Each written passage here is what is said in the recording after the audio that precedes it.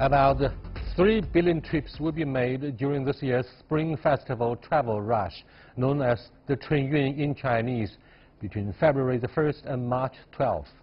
Traveling around China during the Spring Festival is never easy. Although the nation's transport networks are more capable of handling the volume, challenges still remain. What are those challenges? Would the expansion of the high-speed rail network and other technological developments solve the dilemma? And how does the travel rush reflect China's economic growth and social mobility? To consider these questions and more, I'm happy to be joined in the Beijing studio by Yi Min, Chief Advisor of MTR, and Dr. Henry Wang Huiyao, President of the Center for China and Globalization, a think tank based in Beijing. We shall also be speaking to Dr. Arvind Yellary, Assistant Director of the Institute of Chinese Studies in India via satellite. That's our topic. This is a dialogue. I'm Yang Rui.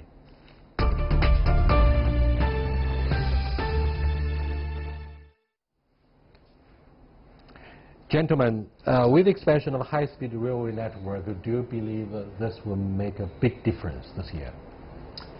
Well, I think it helps. You know, we have seen the number of people traveling during the Chinese New Year growing every year, and that's an astonishing number. You know, so many million trips being made, which is a world record breaking every year.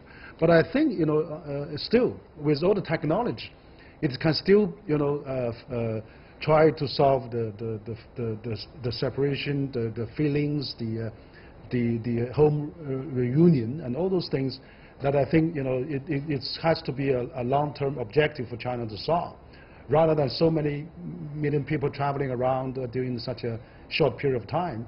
We should probably consider also a long-term objective to solve those problems. I think technology is one way to do that, but we cannot only rely on technology to just, you know, how many fast-speed trains that can solve this issue, because the number is really staggering. Yi Min, if I would have to use two words to characterize the massive transportation during the special period, do you think easier and faster should be the most typical words? Yeah, and punctually. You know, on time is very important. So I believe today we have more options. Not only the high-speed train, we have aviation, and also we recently with the sharing cars. We also lots of people driving back home. DD mobility or DD taxation tax. That's right. More options. While the colossal movement epitomizes China's social migration and bears witness to its economic growth, how does it review the social problems like economic imbalance and social discrepancies? That's something, you know, I'm thinking, you know, quite often, because you see that in China, urbanization now almost counts, you know, over half, 55%, and but still, you know, we have this big problem of many cities in China, like in Shenzhen, you have 20 million people there, but then people have a local resident hukou. It's only about 6, 7 million.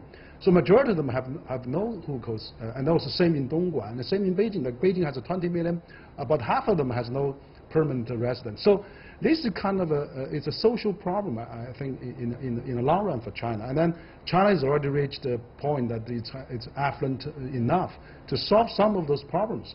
So I think developing the fast train is one solution, but then we really need to left no children behind. We should really get the people who have the capacity to live in the cities to really have a decent home in the cities, and also come up with the welfare of that compatible. So to solve that, I think the government just launched the #1 document for agriculture reform and a rural strategy to revitalize China. And that is actually, you know, for example, the household land can be circulated, can be maybe even some transacted. That's going to help some people accumulate some capital to stay in the city. But I think in the long run, we should solve that kind of problem so that we can avoid this massive home run for the Chinese New Year. We hope to see more leisure, you know, traveling, more kind of tourism traveling, rather than, you know, all crammed during this 1 month's time that people separate for over a year, sometimes, or even at least half a year, for going back to see their parents and see their children. So to that point, we have so many million children and aged people left behind, which is, I think, could be a social problem in the long run for China. Do you believe with the economic development, you mean we're going to have less of the free flow of the labor forces across the whole country, or it's going to be the other way around? Yes, I believe so. I mean, the mobilization will change the world and change the economy. And also, if you look at China becomes more aged people, and we have less the younger guys. And in future, I believe with the transportation development, and mobility is not the issue in future. But the only issue is who is going to travel. People travel with the purpose. Therefore, I believe more people travel for leisure.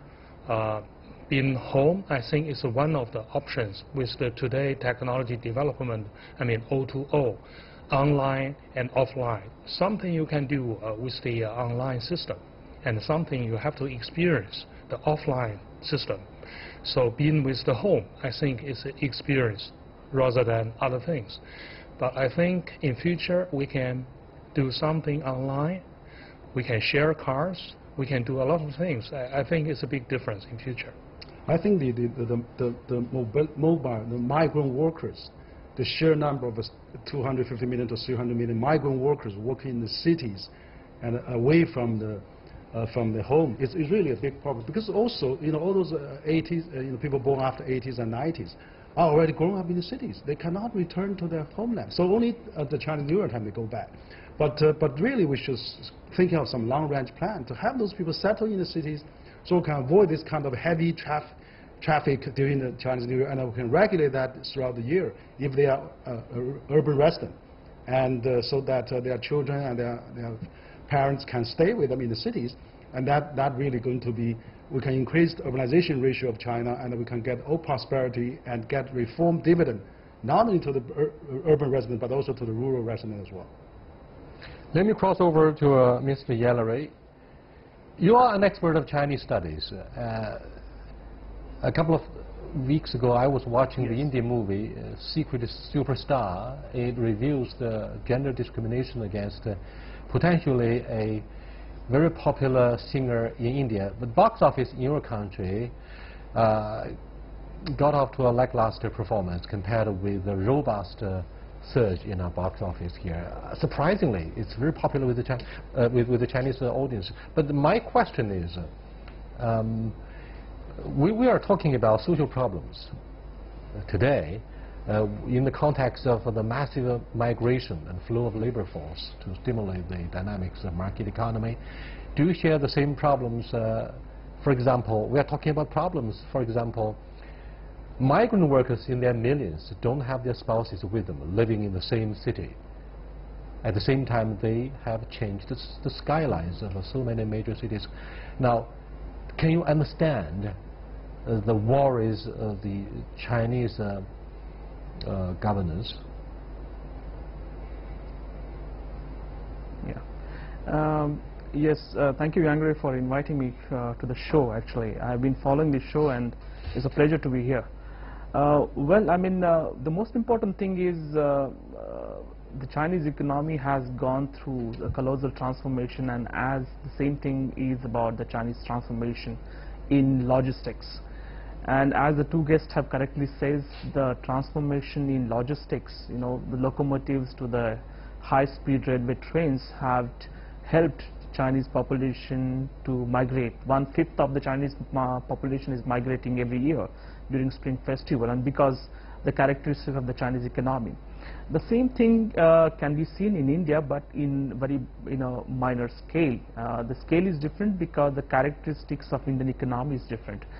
As I said, that what led to the migration in China is because the development of coastal region first, the migration from inland towards the coastal land, and I think that has resulted in, firstly, giving rise to this migration, and later on tourism factor. In India, what has happened is the characteristics of the development has been different. It is very fragmented. If you look at in India, you would find that there are different fragments of economic development, not only at one place, in different geographies, different regions. That is one reason why there is no colossal migration taking place every year. And second thing is, if you compare Spring Festival with any of the festivals in India or festivities in India, India doesn't have such a grand scale festivities or festivals around the year. And even if it is there, the characteristics of festivities changes as per the geographies. So yes, if you look at the scale of Indian economy and scale of development, it is a lot different than India. But we do have problems similar to China of families separated, and then they're waiting for festivals to get back to the reunion. And certainly there is a lot of pressure on Indian logistics. If you look at the Indian railway system, if you look at the long-range bus systems, there has to be a lot of upgradation which the present government is doing with. And I think that is the most important thing for the governance in India. Another major problem with our population control, in fact it's not population control, it's a household registration system, hukou system, prevents migrant workers in their millions from converging in metropolis and urban areas. And this draconian policy in China has somehow reduced the presence and size of slums. You wouldn't say there are no such things like slums in the city proper of China. However, what impresses the whole world about India is slums in Mumbai and New Delhi, perhaps. Now, but President Xi Jinping vows to reduce poverty, and no one is left behind. That's zero solution to tackle the absolute poverty. Now, I'm talking about the issue of slums. During the Spring Festival, thousands upon thousands of migrant workers who don't enjoy the decency of housing conditions like city dwellers, but they travel freely. They don't have to converge in the city slums. What do you think is the situation in India?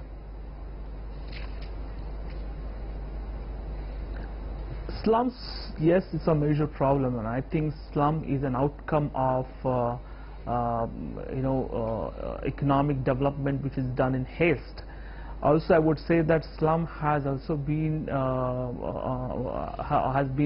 rise in urban population because the governance somewhere lacked competency to reduce the urbanization pressure. The pressure on urbanization over the period of time, if you look at last 30 years, that has created tremendous amount of pressure on the existing infrastructure. The level of infrastructure remained the same against the rise of urbanization, I think, and that has the spillover effect in terms of slums. Now, how to reduce the slums, how to address these problems? Every government in state government has adopted different mechanisms to do it. The important thing is the employment generation, which is an important way of reducing slums, because these slums are all those people who are coming from unorganized labor class. And for them, if we provide opportunities, raise employment, I think that problem can be partly taken care of. And I think that is what the present government, and even in last couple of decades, the government trying to provide more social security in terms of those population who are migrating to urban areas for looking for employment, looking for job security, financial security, economic security. I think those have been tried or redressed by the state government to some extent. Thank you so much. But yes, overall, Harry, if you can ask me a question that has been, yep. Thank you, Mr. Yallery. Mr. Wang, do you believe the massive mobility of our big population could also help reduce poverty? Because the flow of the labor force may create job opportunities, right? And make remittance available for their elders and parents at home. No, I certainly think it helps. But I think our Indian friend has actually gave a good example. So India doesn't have that kind of problem, but India have the slum. But of course, the development stage is different. India is still in the early development part of the economy development. But you have other examples too, like Tokyo, that also all the urban, rural people come to the center. Tokyo has a population of over 30 million, one of the largest metropolitan centers in the world. Yet they don't have a system of non-hukou resident and non-hukou resident, or permanent or temporary, and then they integrate very well. So China in 2016 joined the International Organization of Migration. Like 2001, we joined the WTO about goods movement. 2016, we joined the International Organization of Migration about people movement. So it's time for China now. You know, when per capita almost reaches 10,000 US, now we have the financial capacity and the determination of the present government to solve the issue. We cannot let this kind of separation going on forever. It's going to be a problem. You know, if 60 million people children left behind, if they grow up without their parents on their side, it's going to be a nightmare in the future. You know, a whole generation is lost. So, even though we have a beautiful, fast trains, but I think, you know, the human beings' feelings and the human beings' family ties should be strengthened, and that is something I think we should solve. We should not let this 200, 300 million people travel all the time and only see the family once a year. In fact, Henry has alluded to a very embarrassing problem of the possible disintegration of the traditional notion of family. Now, with young parents working in urban areas, their parents, elderly parents, and their kids are left behind ruthlessly in their millions. So, do you think this potentially will pose a very serious challenge to the social stability of the country? For sure. I think the only solution, I believe, is the urbanization process. Because, you know, we live in the big cities, and the problem is in the remote cities, we lack of education, lack of the health care, and all the social system support. In future, if we are talking about more urbanization process, say another 10 years, I believe we will have more economic growth, issue will be resolved. And do you think the rise of e-commerce and the use of mobile phone will help bring members of family together? I think that all this technology helps, definitely. Now, even though they're separate, they can see the WeChat, the Facebook, FaceTime that see their children. But still, it cannot be replaced with the children, you know, on a daily basis. And I think, you know, in the early days, when urbanization, when city and the rural area, the gap is so big, so the migrant workers come to the city and make enough money, and then they send back to change their family's life.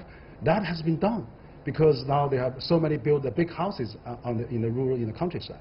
But then they cannot enjoy it. They live in a marginalized area in the cities, and then and also now even sometimes driven out by in the cities by different times. So I think now probably we should think about how can we really receive them, have the true urbanization, because urbanization of China now, we have almost 50–60% of the urban population, but only 30-some% has the hukou household system. Half of them doesn't have it.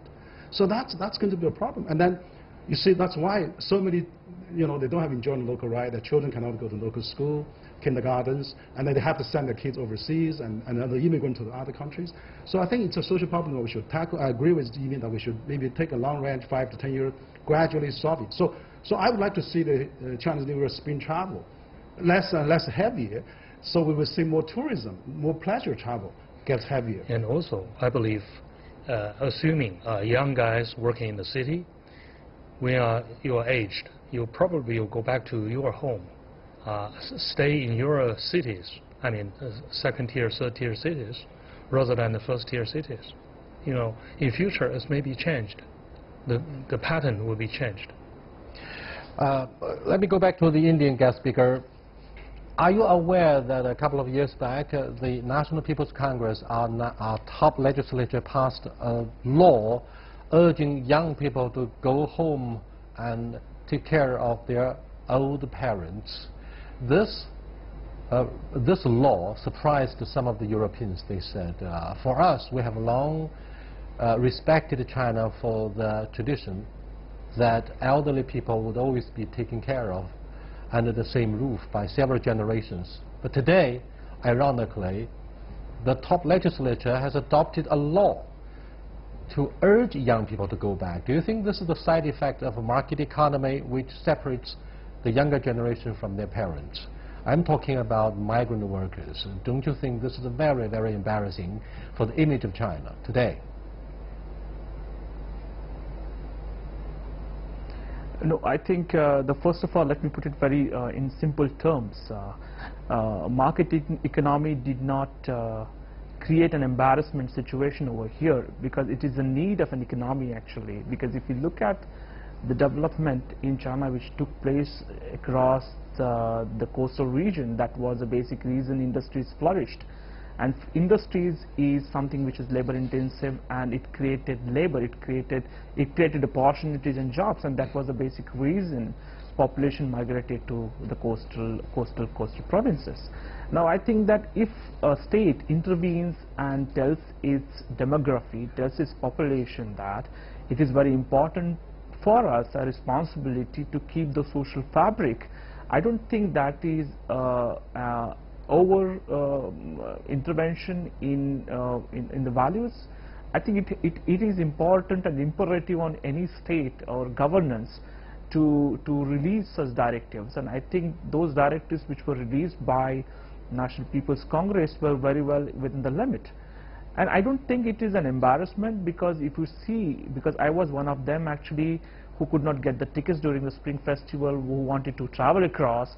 But if you look at the situation, I stayed in China for 7 years, if you look at the development now, you're talking about the technology which has enabled actually the mobility, which has enabled the use of technology efficiently, optimally. Now more population, the technology coming in, transportation taking, colossal transformation. I think there is more possibility people can travel more freely.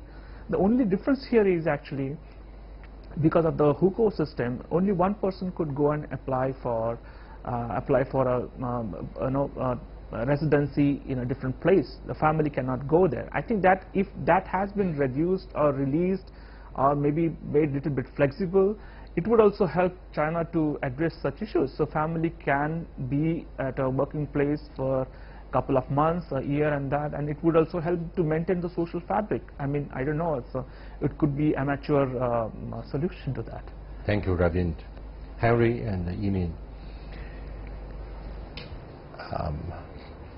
Do you believe with the rise of living costs in major urban areas, first and second tier cities, migrant workers would find it increasingly difficult to cope with the conditions? They prefer to go back and lead a far easier life with the income they have earned in building high rises here. And do you think we're going to have less and less of such massive transportation, the Chunyun, in the future?